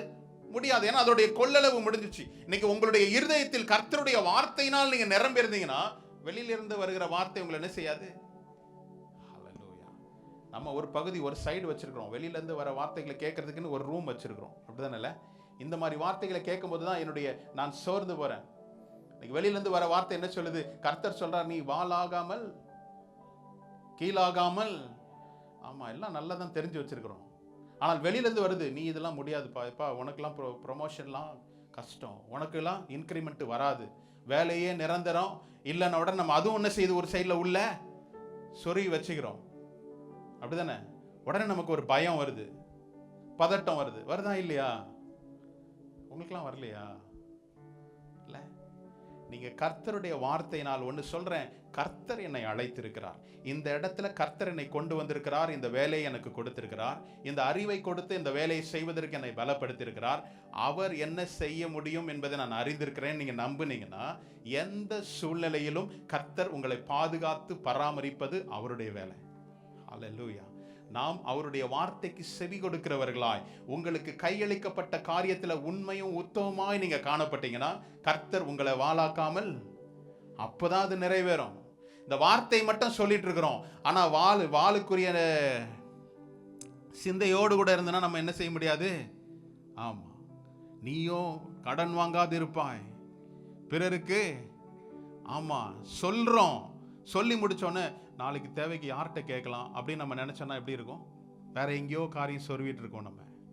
இல்லை, நம்முடைய வார்த்தை, கர்த்தர் உங்களுக்கு அளிக்கப்பட்ட வார்த்தை என்ன என்பதை நாம் அறிந்து கொண்டோம் என்றால், தேவையற்ற வார்த்தைகள், நிபச்சொற்களை நம் முன்னாடி என்ன செய்வாரு? இல்லாதபடி அகற்றும்படி கர்த்தர் உங்களை தான் கொண்டுதான் செய்வார். கர்த்தரே அதை செய்வார். எல்லா வேலையும் கடவுள்கிட்ட சொல்றது. கடவுள் சொல்றார், இல்லப்பா நீ தான் செய்யணும். இல்ல, சில காரியங்களில கர்த்தர் சில அனுபவங்களை கொடுக்கிறார். சில சூழ்நிலைகளை அனுமதிப்பது நிமித்தம் உங்களை பலப்படுத்தி தான் அவர் என்ன செய்யறாரு? அந்த காரியத்தை வாய்க்கும்படி செய்கிறார். அந்த சூழ்நிலைகளை நம்ம போகும்போது கடினமாக தான் இருக்கும். ஆனால் அந்த கடுமையான சூழ்நிலை நீங்கள் ஒன்று மட்டும் நம்பணும், கர்த்தர் நம்மோடு கூட இருக்கிறார். அவர் இம்மானுவேல் அப்படின்னு சொல்றோம். அந்த வார்த்தை வெறும் வார்த்தை அல்ல. இம்மானுவேல் என்பதற்கு தேவன் என்னோடு கூட இருக்கிறார் என்பது அர்த்தம் என்று சொன்னோம்னா, என்னுடைய நல்ல நாள், நல்ல சக்சஸ்ஃபுல் டேஸ்ல மாத்திரம் அல்ல, என்னுடைய ஃபெயிலியர் மத்தியிலும் கர்த்தர் என்னோடு கூட இருக்கிறார்ன்றதை நான் நம்பணும். கர்த்தர் எந்த சூழ்நிலையும் என்னோடு கூட இருக்கிறார் என்பதை நான் நம்பணும். இவன் என்ன சொல்றான் பாருங்க, 6வது வசனத்தில் நம்ம பார்த்தோம், சகல பலசாலிகளும் அவனோடு கூட இருக்கிறாங்க. தாவீது தனியாளாய் தனியாளாய் போகும்போது அவன் அவங்களை என்ன செய்யல? நிபச்சொற்களை பேசல, சபிக்கல. ஆனால் சகல ஜனங்களும் அவனோடு கூட இருக்கிறாங்க, பலசாலிகளும் இருக்கிறாங்க. தாவீது ஒரு கண்ணு காட்டியிருந்தா என்ன இருக்கும்? என்ன இருக்கும்? சிமேயி என்ன செய்திருப்பாங்க? நசுக்கி போட்டிருப்பாங்களா இல்லையா? பலசாலிகள் இருக்குது. ராஜாவுடைய வலதும் இடது புறமும் இப்படி ஒரு ஆட்கள் இருக்கிறாங்க, ஊழியக்காரர் இருக்கிறாங்க. ஆனா இவர்கள் மேல் எல்லாமே என்ன செய்யறானா? முதலாவது தூஷிக்கிறான் அப்படின்னு பார்த்தோம் 5வது வசனத்துல. 2வது கற்களை எறிகிறான். கற்களை எறிகிறது என்ன அர்த்தம்? நியாயம் தீர்க்கிறபடிதான் கல்லெறிதல். அந்த பழைய ஏற்பாட்டின் முறைமையின்படி கல்லெறிந்து ஒருவனை கொலை செய்வதற்கு என்ன ஏதுவானவர் இருக்கணும்? ஏதாவது பாவம் செய்திருக்கணும். அப்போ தாவீதையும் அவனோடு கூட இருந்த ஜனங்களையும் என்ன செய்யறான்? முதலாவது தூஷிக்கிறான், வார்த்தைகளினால் காயப்படுத்துகிறான், நிபச்சொல்களை பேசுகிறான். 2வது நியாயம் தீர்க்கிறான். சவுலின் வம்சாவளியிலிருந்து நான் வரேன், என்னுடைய சவுலுடைய ராஜ்யத்தில் எனக்கு ஒரு உயர்ந்த பொறுப்பு கிடைச்சிருக்கும், அதெல்லாம் போனது யாரு? ஒன்னாலதான் அப்படின்னு அவன் என்ன செய்யறான்? அவன் குற்றம் சுமட்டுகிறான், நியாயம் தீர்க்கிறான். அடுத்தது 7வது வசனம். சீமேவி அவனை தூசித்து, இரத்த பிரியனே, பேலியாளின் மனுஷனே, தொலைந்து போ, தொலைந்து போ. ஹல்லேலூயா. அடுத்தது என்ன சொல்றான்? சவுலின் ஸ்தலத்தில் ராஜாவான உன்மேல் கர்த்தர் சவுல் வீட்டாரின் இரத்த பலியை திரும்ப பண்ணினார். கர்த்தர் ராஜ்யபாரத்தை உன் குமாரனாகிய அப்சலோமின் கையில் ஒப்பு கொடுத்தார். இப்போதும் இதோ உன் அக்கிரமத்தில் அகப்பட்டாய், நீ இரத்த பிரியரான மனுஷன் என்றான். ஹல்லேலூயா. முதலாவது தூஷிக்கிறான், 6வது வசனத்துல கற்களை எறிகிறான், 7வது வசனத்துல பாருங்களேன், தூஷித்து இரத்த பிரியனே, பேலியாளின் மனுஷனே, தொலைந்து போ, தொலைந்து போ என்று என்ன செய்யறான்? அவனை பின்னாடியே வந்து சொல்லிட்டு இருக்கிறான். சில நிபச்சொற்கள் உங்களை தொடர்ந்து வந்து என்ன செய்யும்? உங்கள் காதுகளில் கேட்கும்படியாக, உங்களுக்கு விழத் தள்ளும்படியாய், கீழே உங்களை முன்னேற்றத்திற்கு ஏதுவாய் நடக்காதபடி வார்த்தையினால் காயப்படுத்தி கொண்டே இருப்பாங்க. சில கிரியைகளினால் வெளிப்படுத்தி கொண்டே இருப்பாங்க, கற்களை எறிவதன் மூலமாக. இரத்த பிரியனேன்னு சொல்றான், பிளட் தர்ஸ்டி, கை நீட்டி சொல்றான், உன் விரலை நீட்டி சொல்றான், நீ என்ன சவுலுடைய வீட்டுக்கு பண்ணியோ, சவுலுடைய குடும்பத்தாருக்கு நீ என்ன பண்ணியோ, அதே இன்னைக்கு உனக்கு என்ன செய்திருக்கு? கேட்பதற்கு ஒரு சிமிலாரிட்டி இருக்குதா? ஆமா, நம்ம அப்படிலாம் பண்ணோம், ஒருவேளை அதனால தானோ. இன்னைக்கு அநேக நேரம் நம்மளுடைய என்ன தெரியுமா? ஒரு காரியம் நமக்கு விரோதமாய் நடக்கும்போது நாம் தேவனுடைய வல்லமையை மட்டுப்படுத்துகிறோம். ஒருவேளை இது இப்படிதான் இருக்குமோ, ஒரு பழைய காரியங்கள் என்னுடைய வாழ்க்கையில பற்றுதல், இதனுடைய விளைவினால் இது நடக்குதோ அப்படின்னு நம்ம யோசிக்கிறோம். யோசிக்கும்படி சத்ருவானவன் செய்வான். அதுக்கு தான் சொல்றேன், நிபச்சொற்களை உங்கள் நடுவில் இல்லாதபடி நீங்கள் அகற்றுவீர்கள். ஹல்லேலூயா. நிபச்சொற்கள், பழிச்சொற்கள், குற்றப்படுத்துவது, நியாயம் தீர்ப்பது, இப்படிப்பட்ட சொற்களில் இருந்து கர்த்தர் உங்களை என்ன செய்வாரு? நீக்கி ரட்சித்து பாதுகாத்துக் கொள்வார். அப்போ சொல்றாங்க பாருங்களேன், 9வது வசனம். அப்பொழுது செரியாவின் குமாரன் அபிசாய் ராஜாவை நோக்கி, அந்த செத்த நாய் ராஜாவாகிய என் ஆண்டவனை தூசிப்பானேன், நான் போய் அவன் தலையை வாங்கி போடட்டுமே என்றான். ஹல்லேலூயா. அபிசாய் போல சில நபர்களை நமக்கு என்ன செய்றார் கர்த்தர்? நம்ம அமைதியா இருந்தாலும் கூட சிலர் அமைதியா இருந்துகிட்டே என்ன செய்வாங்க? நம்மை பற்றி பேசுகிற காரியத்தை அவர்கள் பேசலனா கூட பக்கத்துல இருந்து என்ன செய்வாங்க? இவருக்கு வேணும் தான், ரசிப்பாங்கல்ல. ஆனால் அபிசா என்ன செய்றான்? ராஜாவே நீங்க ஊன்னு சொல்லுங்க, இவனை நான் என்ன செய்றேன்? இந்த செத்த நாயை தலையை வாங்கி போடட்டுமே என்றான். ஹல்லேலூயா. அபிஷாயை போல சிலர் கர்த்தர் நமக்கு என்ன செய்திருக்கிறாரு, கொடுத்திருக்கிறாரா இல்லையா? நாம் துக்கப்படும் போது நம்மோடு கூட, நம்ம உடன் இருந்து நம்மோடு கூட என்ன செய்யறாங்க, அவர்களும் நமக்கு தேவைகளை நம்மளுடைய ஜெபத்திலேயோ நம்மளுடைய ஆலோசனையிலோ நம்மள என்ன செய்யறாங்க, தாங்குறாங்க. அப்ப இங்க சொல்லப்பட்ட காரியம் பாருங்க, அபிஷாய் கேட்கிறான், இவனை நீங்க சரின்னு சொல்லுங்க, இவனுடைய தலையை நான் என்ன செய்வேன், வாங்குவேன். அவன் தொடர்ந்து சபிக்கின்றான், தொடர்ந்து கிரியைகளை நம்முடைய வாழ்க்கையில நிபச்சொல்களை சொல்லி கிரியைகளை செய்து நாம் முன்னேற்றத்திற்கு நேராக நடக்காதபடி என்ன செய்யறான், அவன் தடுக்கிறதை நம்ம பார்க்கிறோம். ஆனால் சவுல் சொல்லுகிற காரியம் என்ன தெரியுமா, இப்ப தாவீது சொல்லுகிற காரியம் என்ன தெரியுமா, என்னுடைய சொந்த குமாரனே எனக்கு விரோதமா எழும்பும் போது இவனை நான் பழி வாங்கி என்ன அப்படின்னு சொல்லி என்ன செய்தான், அவனுடைய பேச்சுகள் அவனை ஒரு நாளும் என்ன செய்யல, காயப்படுத்துச்சா இல்லையா? ஒரு மனுஷனை காயப்படுத்துச்சுன்னா உடனே அவன் ரியாக்ட் பண்ணிருப்பான். இவன் என்ன செய்தான், ஒரு வார்த்தை சொல்றான் பாருங்களேன்.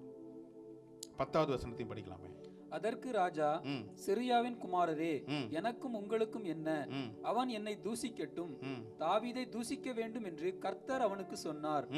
ஆகையால் ஏன் இப்படி செய்கிறாய் என்று கேட்கத்தக்கவன் யார் என்றான். ஹல்லேலூயா. தேவன் ஒரு காரியத்தை உங்களுடைய வாழ்க்கையில ஒருவேளை நன்மையான காரியங்களை பெற்றுக்கொள்ளும் போது நாம் நினைக்கிறோம் கர்த்தர் எனக்கு இதை செய்தார். ஆனால் ஒரு துன்பத்தின் பாதையில் நடப்பதற்கும் கர்த்தர் தான் உங்களை அனுமதித்திருக்கிறார். உங்களுக்கு விரோதமாய் பேசுகின்ற வார்த்தைகளை கர்த்தர் தான் அவன் புரிந்து கொண்டதனால் அவன் என்ன செய்யறான், கர்த்தர் அவனுக்கு சொன்னார், தாவீது தூஷிக்கிறது என்று கர்த்தர் அவனுக்கு சொன்னார். ஆகையால் இப்படி செய்கிற கர்த்தர் அவனுக்கு சொன்னார்னு சொல்லி என்ன செய்யறான், அவனை மன்னிக்கிறான், கடந்து போகிறான். நான் சொல்றேன், சில தூஷண வார்த்தைகள், சில காயப்படுத்துகிற வார்த்தைகள், சத்ருவானவன் நிமித்தமாய் செயல்படுகிற சில கிரியைகள், நீங்க அதை என்ன செய்யணும், கடந்து போக பழகி கொள்ளணும். நமக்கு விருப்பமான காரியங்கள் இல்லையா, சில காரியங்களை கடந்து போக பழகிக்கணும். காரணம் என்ன தெரியுமா, இந்த காரியங்கள் கடந்து போவதற்கு கர்த்தர் என்னை பலப்படுத்துவார், அவருடைய வார்த்தை நிமித்தமா என்னை உருவாக்குவார். நாம் நம்பினாதான் நம்ம அதை செய்ய முடியும். இல்லைன்னா நம்ம என்ன செய்வோம், ரிட்டாலியேட் பண்ணணும் தான் நினைப்போம். ஒரு காரியம் வந்த உடனே நான் என்ன செய்யறோம், கவுண்டர் கொடுத்துடணும், இல்லைன்னா நமக்கு நிம்மதியா இருக்காது. ஒரு ரிட்டாலியேட் பண்ணிட்டோம்னா நமக்கு சந்தோஷமா இருக்கும் அப்படி நினைக்கிறோம். அப்படி அல்ல. சில காரியங்கள் நீங்க அமைதலாய் போறதுக்கு கத்துக்கோங்களேன். இந்த காரியங்கள் என்னை சேதப்படுத்தலன்றது அர்த்தம். நம்ம உடனே பதில் பேசிட்டே இருந்தோம்னா இந்த காரியம் என்ன செய்யுது, இந்த நிபச்சொல் எனக்குள்ள காயப்படுத்தி கொண்டிருக்கிறதுன்னு அர்த்தம். ஆனால் இந்த நிபச்சொல்லை உன் நடுவில் இல்லாதபடி நீ அகற்றுவாய் அப்படின்னா, இந்த நிபச்சொல் உள்ள வருவதற்கு எனக்கு இடமில்லை. காரணம், என்னுடைய இருதயம் கர்த்தருடைய வார்த்தையினால் நிறைந்திருக்கிறது. ஹல்லேலூயா. நம்ம அது ஒரு வசனம் பார்க்கிறோம், என் இருதயம் நல்ல விசேஷத்தினால் நிறைந்திருக்கிறது, நான் ராஜாவின் மகிமையே. ஹல்லேலூயா. என்னுடைய இருதயம் நல்ல விசேஷத்தினால், நல்ல வார்த்தைகளினால் நிறைந்திருக்கும் போது இந்த நிபச்சொல் என் நடுவில் இல்லாதபடி நான் அகற்றுவேன். அப்போ இந்த சீமேயை குறித்து பார்க்கும்போது அவன் தொடர்ந்து வந்து கொண்டே இருக்கிறான். ஒரு இடத்துல பேசிட்டு முடிக்கல. தாவீது ராஜா போகின்ற இடமும் யோர்தானுக்கு அடுத்த ஒரு பள்ளத்தாக்குல தான் போறாரு. தன்னுடைய வாழ்க்கையில ஒரு லோஸ்ட் பாயிண்ட்ல தான் போறாரு. காயப்படுத்துகிறதுக்கு எல்லா காரியத்தையும் அவனுக்கு பேசினாலும் கூட அவன் சொல்ற காரியம், கர்த்தர் எனக்கு இதை அனுமதித்திருந்தால் அப்படிதான் நடக்கும், நீங்க அமைதியா இருங்க. உங்களோட வாழ்க்கையில சொல்றேன், எந்த சூழ்நிலையும் கர்த்தருடைய அனுமதி இல்லாமல் என்னுடைய வாழ்க்கையில நடக்காதுன்னு நீங்க உறுதியா நம்புனீங்கன்னா, உயர மலைகளின் உச்சியில் அல்ல பள்ளத்தாக்கிலும் அவர் எனக்கு என்ன செய்வாரு, என்னோடு கூட இருக்கிறார். அவருடைய அனுமதி இல்லாம சத்ருவானவனை ஒரு நாளும் என்ன செய்ய முடியாது, தொட முடியாதுன்றதை நான் நம்பணும். ஹல்லேலூயா. வேதம் சொல்லுகிறது, உன்னை தொடுபவன் என் கண்மணியை தொடுகிறான். நம்மளுடைய கண்மணியை நம்மளே தொட்டா கூட என்ன செய்யும்? அப்போ சத்ருவானவன் தொடும்போது கர்த்தர் சும்மா பார்த்துட்டு இருப்பாரா? ஹல்லேலூயா. உங்களையும் என்னையும் தொடுவதற்கு அவர் ஒரு நாளும் என்ன செய்யல, அனுமதிக்கிற தேவன் அல்ல.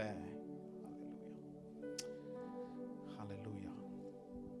அடுத்தது மறுபடியும் நம்ம திருப்பிக் கொள்வோம். அந்த ஏசாயா 58ஆம் அதிகாரத்துல நான் வாசித்த 9வது வசனம், அப்பொழுது நீ கூப்பிடுவாய். வேதத்தில் நல்லா நீங்க புரிஞ்சுக்கணும். வேதத்தை நீங்க படிக்க கற்றுக்கொள்வதற்கு அப்பொழுது அப்படின்னா நீங்க என்ன அர்த்தம்? உங்க கேள்வி எப்படி இருக்கணும்? அப்பொழுதுனா எப்பொழுது அப்படின்னா என்ன அர்த்தம்? ஒரு ஸ்டெப் முன்னாடி போங்க. முன்னாடி உள்ள வசனத்தை படிங்க, 8வது வசனம். அப்பொழுது விடியற்கால வெளுப்பை போல உன் வெளிச்சம் எழும்பி உன் சுகவாழ்வு சீக்கிரத்தில் துளிர்த்து உன் நீதி உனக்கு முன்னாலே செல்லும், கர்த்தருடைய மகிமை உன்னை பின்னாலே காக்கும். ஹல்லேலூயா. படிக்கிறதுக்கு ரொம்ப சந்தோஷமா இருக்குதே இல்ல? அப்பொழுதுன்னு மறுபடியும் வந்திருக்கு இல்ல? மறுபடியும் ஒரு அப்போதுனா மறுபடியும் நமக்கு என்ன வரணும்? எப்பொழுது. படிக்கிறது இதுலயே நம்ம சில நேரம் என்ன செய்யறோம், சாட்டிஸ்ஃபை ஆயிரும். அப்பொழுது விடியற்கால வெளுப்பை போல உன் வெளிச்சம் எழும்பி உன் சுகவாழ்வு சீக்கிரத்தில் துளிர்த்து உன் நீதி உனக்கு முன்பதாக செல்லும், கர்த்தருடைய மகிமை பின்னால செல்லும். அல்லேலூயா. அப்படியே ஒரு போட்டுட்டு என்ன செய்யறது? பைபிளை கவுத்திடுறது. ஆமா, எனக்கு தேவையான வசனம் வந்துருச்சு, எனக்கு கிடைக்க வேண்டியது. ஆனா அப்பொழுதுன்னு மறுபடியும் சொல்லியிருக்கிறாரு. அப்ப நம்ம என்ன செய்யணும்? எப்பொழுது அப்படி கேட்டுட்டு அடுத்த முன்னாடி வசனத்தை பாருங்க. பசியுள்ளவனுக்கு உன் ஆகாரத்தை பகிர்ந்து கொடுக்கிறதும், துரத்துண்ட சிறுமியானவர்களை வீட்டிலே சேர்த்து கொள்ளுகிறதும், வஸ்திரம் இல்லாதவனை கண்டால் அவனுக்கு வஸ்திரம் கொடுக்கிறதும், உன் மாம்சமானவனுக்கு உன்னை ஒழிக்காமல் இருக்கிறதும் அல்லவோ எனக்கு உகந்த உபவாசம். ஆமென். ஹல்லேலூயா. எப்பொழுதுன்னு இப்ப கண்டுபிடிச்சிட்டீங்களா? தேவனுக்கு அடுத்த உபவாசத்தை செய்கிறோமா? இந்த நாட்கள்ல அநேகர் உபவாசிக்கிறாங்க இல்ல? எல்லாரும் எல்லா மதத்திலையும் இன்னைக்கு உபவாசத்துல. ஆமா, கொடி கொட்டு பறக்கிற ஒரு நாள், 40 நாள் பல்ல கடிச்சுக்கிட்டு 41வது நாளுக்காக காத்திருக்கிறோம் இல்ல? நம்மளுடைய உபவாசம் எப்படி இருக்கு? இப்படி அப்பொழுதுன்னு படிக்கும்போது கடைசியா நமக்கு பதில் கிடைக்குது. எப்பொழுது? உபவாசம், கர்த்தருக்கு உகந்த உபவாசம் நம்ம கேட்கணும். அதுதான் இல்ல? நம்ம அதுக்கு முன்னாடி இந்த வசனமே படிக்கலாமே, 6வது வசனத்தையும் படிச்சிடலாமே. அக்கிரமத்தின் கட்டுகளை அவிழ்க்கிறதும், நுகத்தடியின் பிணையல்களை நெகிழ்கிறதும், நெருக்கப்பட்டிருக்கிறவர்களை விடுதலையாக்கி விடுகிறதும், சகல நுகத்தடிகளையும் உடைத்து போடுகிறதும். இந்த காரியங்கள் எல்லாம் இந்த காரியங்கள் எல்லாம் உங்களுடைய பலத்தில் செய்ய முடியுமா நம்ம? ஹல்லேலூயா. நான் சொல்றேன், நீங்க உபவாசிக்கும் போது என்னுடைய சரீரத்தின் பலனை நான் ஒடுக்குகிறது மாத்திரமல்ல, I discipline my body. Discipline my body மாத்திரம் அல்ல, ஐ வில் பி டிரான்ஸ்ஃபார்ம்டு. நான் மறுரூபம் அடையணும். மறுரூபம் அடைந்த ஒவ்வொரு தேவ பிள்ளைகளும் தான் மறுரூபத்திற்கு நேராய் அடுத்த ஜனங்களை கொண்டு சேர்க்க முடியும். டிசிப்ளின் பாடி. உபவாசம் என்பது டிசிப்ளின் மாத்திரம் அல்ல, கிறிஸ்தவ வாழ்க்கை என்பது டிசிப்ளின் மாத்திரம் அல்ல, மறுரூபப்படணும். நான் நேற்று இருந்ததை காட்டிலும் நான் இன்று கர்த்தருக்குள் என்ன செய்யணும்? மறுரூபம் அடைந்து கொண்டே இருக்கணும். அதுதான் கிறிஸ்தவ ஜீவியம். எனக்குள்ள ஒரு மாற்றங்கள் ஏற்பட்டு கொண்டே இருக்கணும். மறுரூபம்னா என்னது? ஆமா, நம்ம பாட்டுக்கு நேத்து ஒரு மேக்கப்பு, இன்னைக்கு ஆளு பார்த்தா வேற மாதிரி இருக்கு, இன்னைக்கு ஒரு அந்த மறுரூபத்தை சொல்ல, எனக்குள்ள ஒரு சேஞ்சஸ் நடந்துகிட்டே இருக்கணும். It's a continuous process until we die. நாம் மரணத்தை சந்திக்கும் முன்னால் வரையும் எனக்குள்ள இந்த மறுரூபம் ஆயிக்கொண்டே இருப்பது தான் என்னது? கர்த்தருக்கு உகந்த உபவாசம்.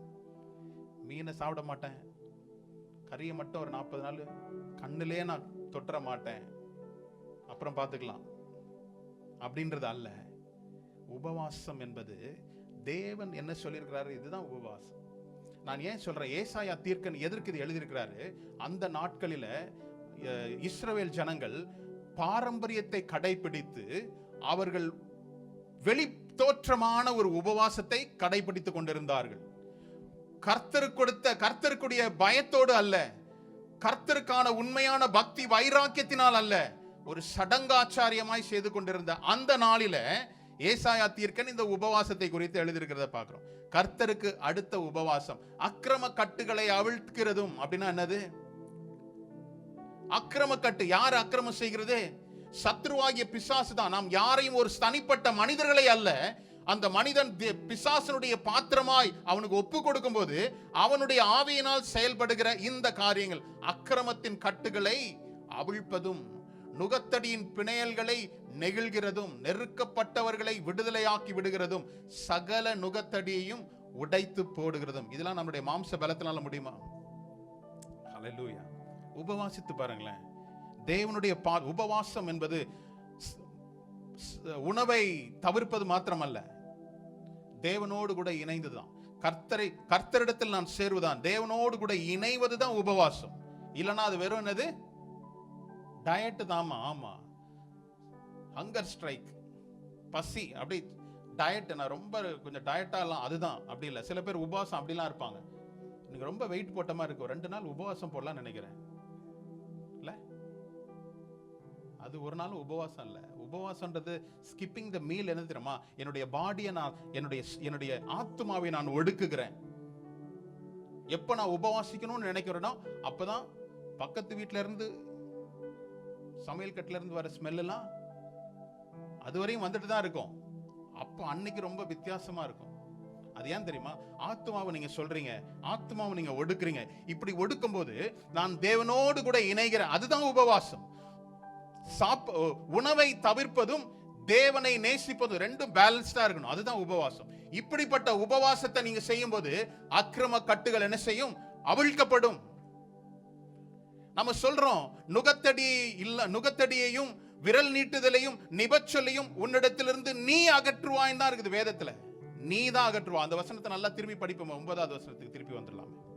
அப்பொழுது நீ கூப்பிடுவாய், கர்த்தர் மறு உத்தரவு கொடுப்பார்.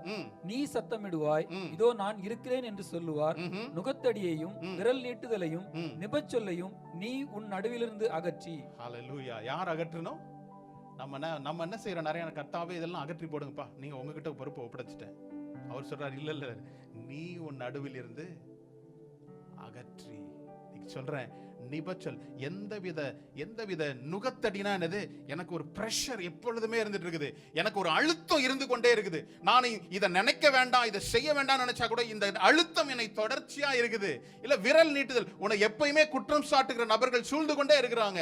எப்பொழுதுமே நிபச்சொல்லை, குற்றப்படுத்துகிற பழி சொற்கள், என்னை சபிக்கின்ற சொற்கள் எனக்கு வந்துகிட்டே இருக்குது. நான் அப்படி அந்த கண்ணோட்டத்தில் பார்க்கலனா கூட அவருடைய பேச்சு என்னை காயப்படுத்துதுனா கூட இப்படிப்பட்ட சொற்களை உன் நடுவில் இராதபடி நீ அகற்றுவாய். எப்பொழுது அகற்ற முடியும்? முன்னாடி சொல்லப்பட்ட அந்த வசனங்கள் கர்த்தருக்கு ஏற்ற அப்படியே அப்பொழுதுன்னு சொல்றதுக்கெல்லாம் நம்ம முன்னாடி போனோம் பார்த்தீங்களா? 5, 6வது வசனத்தினுடைய காரியம் அதுதான் இல்ல. 6, 7வது வசனத்துல அவருக்கு உகர்ந்த உபவாசத்தை நான் ஏறெடுக்கணும். உபவாசம் என்பது, நான் மறுபடியும் சொல்றேன், உணவை தவிர்ப்பது மாத்திரமல்ல, கர்த்தரிடத்தில் சேர்வது தான் ரொம்ப முக்கியம். சிலர் எப்படி சொல்லுவாங்க, உபவாசம்னா லீவ் போட்டு வீட்டில் உட்கார்ந்தாதான் உபவாசம், நம்ம வேலை செஞ்சுட்டே உபவாசிக்க முடியாது அப்படி சொல்றது நம்ம கேட்குறோம்ல. வேலை செஞ்சுட்டே வீட்டில் இருக்கிற காரியங்கள்லாம் நம்ம செய்யறோமா? நடுவில் ஃபோன் பண்ணி வீட்டில் என்ன நடக்குன்னு கேட்குறோமா? வேலை செய்துட்டே இருக்கும்போது நடுவில் அப்படி ஒரு பேக்கெட்டை திறந்து சாப்பிட்டுக்கிட்டே இருக்கிறோமா? இல்லை. உபவாசம் என்பது எதுவுமே இல்லாமல் நான் ஒரு வீட்டில் உட்காந்துக்கிட்டு இப்படி இருந்தாதான் நான் உபவாசித்து ஜெபிக்க முடியும் அப்படி இல்லை. உங்களுடைய சிந்தையில், உங்களுடைய ஆவியில் கர்த்தரோடு கூட இணைந்து கர்த்தரிடத்தில் இருப்பதுதான் உபவாசம். வேதம் சொல்லப்பட்ட இதுக்கு முன்னாடி நீங்க பார்த்தீங்கன்னா, வெளி தோற்றத்திற்கு எப்படி பண்றாங்களாம்? அவர்கள் முகவாடலா இருந்துட்டு வஸ்திரங்களை ஒரு சாக்கு வஸ்திரத்தை வரித்து கொண்டு எங்கெல்லாம் கூட்டம் இருக்கோ அங்கெல்லாம் போயிட்டு நான் தான் உபவாசிக்கிறேன் அப்படி காட்டுறது அல்ல. நீங்களோ உபவாசிக்கும் போது உங்களுடைய தலையில எண்ணெயை பூசி நார்மலா இருக்கிறதோட நீங்க அன்னைக்கு தான் ஃப்ரெஷ்ஷா இருக்கணும்னு இருக்கு. அப்படி ஃப்ரெஷ்ஷா இருந்துக்கிட்டு நம்ம என்ன செய்யணும்? என் ஆவியில் கர்த்தரோடு கூட நான் இணைந்து கொண்டிருக்கணும். நான் வெளியில என்னுடைய மீலை ஸ்கிப் பண்றது வெளியில சொல்றதுக்கு அல்ல, நான் கர்த்தரோடு இணைந்து கொண்டிருக்கிறது என் ஆவியில் நான் என்ன செய்யணும்? தேவனோடு கூட நான் இணைந்தனா அப்பொழுதுதான் என்ன செய்யறாரு? நீ கூப்பிடும் போது கர்த்தர், ஆமா நம்ம இதோடு நிறுத்திக்கிறோம். எப்பொழுது அப்படின்றத நம்ம தேடும் போதுதான் அவர் உபவாசிக்கும் போதுன்னு சொல்றாரு. இந்த உபவாசம் எப்படி இருக்கணும்ன்றது அவர் சொல்லிட்டார். நம்ம அதெல்லாம் என்ன செய்யறது? அதெல்லாம் நமக்கு தேவையில்லை. நமக்கு தேவையானது விடியற்கால வெளிச்சம் போல உன்னோட வாழ்க்கை இருக்கும். இதெல்லாம் கொடுக்கிறாரு. ஆனா இதெல்லாம் எப்ப கொடுக்கிறாரு? நான் அவருக்கு உகர்ந்த உபவாசத்தை நான் ஏறெடுக்கும் போது. ஹல்லேலூயா. இந்த மாசம் சொல்றேன், உங்களுடைய வாழ்க்கையில எப்படிப்பட்ட நுகங்களை நீங்க சுமந்து திரிகிறீர்களோ, எப்படிப்பட்ட விரல் நீட்டுதலுக்கு நேராய் உங்களுடைய வாழ்க்கை இதுவரையும் கடந்து போனதோ, எப்படிப்பட்ட நிபச்சொற்களுக்கு நீங்க ஆளாயிருக்கிறீங்களோ, இனி உங்கள் நடுவில் இல்லாதபடி நீங்கள் அதை என்ன செய்வீங்க? ஆமா, 2-3 வார்த்தை தான் சொல்றாங்கல்ல, அது பாட்டுக்கு ஒரு பாதியில் இருந்துட்டு போட்டோம், நம்ம ஒரு சைட்ல போயிட்டே இருப்போம் பாஸ்டர் அப்படின்றீங்களா? ஹல்லேலூயா. உங்களை காயப்படுத்துகிற வார்த்தை உங்கள் மத்தியில் என்ன செய்யாது? இருக்கா. எப்பொழுது ஒரு மனுஷனை குற்றப்படுத்திக்கிட்டே இருக்கிறோமோ அவனே என்ன செய்வான்? ஒருவேளை நான் இப்படிதான் போலன்னு சொல்லி அவன் முன்னேற்றத்துக்கு என்ன செய்யும்? தடையாய் மாறும். உங்களுடைய வாழ்க்கையில அவச்சொற்களுக்கும் அவமானங்களுக்கும் நீங்க அதை எடுத்துக்கிட்டீங்கன்னா நீங்க முன்னேறுவதற்கு அது என்னது? ஏதுவாய் அல்ல, பாதகமாய் மாறும். இந்த காலை வேளையில சொல்றேன், தாவீது தன்னுடைய வாழ்க்கையில அவன் தூஷிக்கின்ற சீமையை தூஷித்த காரியங்களை அவன் என்ன செய்தான்? உடனே அவனை நசுக்கி போடல. அது அவனிடத்துல உள்ள வரவே இல்லை. அவன் காயப்பட்டவனா இருந்தான். நெருக்கப்பட்ட சூழ்நிலையில் போறான். தன்னுடைய சொந்த குமாரனால் ஒரு பெரிய கொலை செய்யும்படி எழும்பும்போது கூட அவனை விட்டு ஓடி போகின்ற வேளையிலும் கூட ஒருத்தன் சபிக்கிறான், நீ என்னெல்லாம் பண்ணியோ அதெல்லாம் உன் வாழ்க்கையில நடக்குது. அப்படி இருக்கு, உண்மைதான் அப்படின்ற மாதிரி தான் தோணும். ஆனால் டோன்ட் பை த லை. சத்துருனுடைய பொய்யை நீங்க ஒரு நாள் என்ன செய்யாதீங்க, வாங்கிக்கிடாதீங்க. ரிஜெக்ட் த லைஸ். இது சத்துருவனிடத்திலிருந்து வருகிறது, இது தேவனிடத்திலிருந்து வருகிறது என்பதை நீங்கள் அறிந்து கொள்வீர்கள் என்றால், எதை நான் உள்வாங்கிக் கொள்ளணும், எதை நான் தவிர்க்கணும் அப்படின்றத நீங்க என்ன செய்ய முடியும், அறிந்து கொள்ள முடியும். அதை எப்போ அறிந்து கொள்ள முடியும்? நான் அவருடைய ஆவியில் பலப்படும் போது நான் அதை அறிந்து கொள்ள முடியும். ஹல்லேலூயா. அப்போ சீமேயி சொன்ன வார்த்தையை அவன் என்ன செய்யல, அவன் உள்வாங்கிக் கொள்ளாதபடி அவன் முழுமையாய் கர்த்தரிடத்துல அதை சரண்டர் பண்ணி ஜெபித்தான். நம்ம அதனுடைய வாழ்க்கையில் அப்புறமா என்ன நடந்ததுன்றதை நம்ம நீங்க படிச்சிருந்தீங்க தெரியும். 1 ராஜாக்கள் 2ஆம் அதிகாரத்தில் அதை குறிப்பிடப்பட்டிருக்குது, என்ன நடந்ததுன்னு சொல்லி. 1 ராஜாக்கள் 8ஆம் அதிகாரத்திலிருந்து 8ஆம் அதிகாரத்திலிருந்து நீங்க பார்த்தீங்கன்னா அந்த அவனுடைய முடிவு என்னவா இருந்தது நம்ம பார்க்கறோம். அதே போலதான் உங்களுக்கு எதிராய் செயல்படுகிற, உங்களுக்கு எதிராய் நிபச்சொல்களை பேசுகின்ற ஜனங்களுடைய வாழ்க்கையின் முடிவு அப்படிதான் இருக்கும். ஹல்லேலூயா. இந்த காலை வேளையில ஒன்று மாத்திரம் நான் உங்களுக்கு மறுபடியும் நினைப்பு ஊட்ட நான் விரும்புகிறேன். நான் அதிக நேரம் எடுத்துக்கல. இந்த நாளில் நாம் சில காரியங்களுக்காக ஜெபித்து நாம் இந்த இடத்துல இருந்து நாம் கடந்து செல்வோம். ஒரு தீர்மானத்தை கர்த்தர் உங்களை கொண்டுதான், அந்த 9ஆம் வசனத்துல நம்ம படித்தது போல, நுகத்தடியையும் விரல் நீட்டுதலையும் நிபச்சொல்லையும் நீ உன் நடுவில் இருந்து அகற்றுவாய். இந்த அதிகாரத்தை நீங்க முழுமையாய் நீங்க தியானிக்கும்படி நான் உங்களை கேட்டுக்கொள்கிறேன். நிபச்சொல்கள், உங்களை குற்றப்படுத்துகிற, காயப்படுத்துகிற, சபிக்கின்ற வார்த்தைகள் உங்கள் நடுவில் இல்லாதபடி நீங்கள் அதை என்ன செய்வீங்க, அகற்றி போடுவீர்கள். ஒரு விஷயம் நம்ம எழுந்திருப்போமா?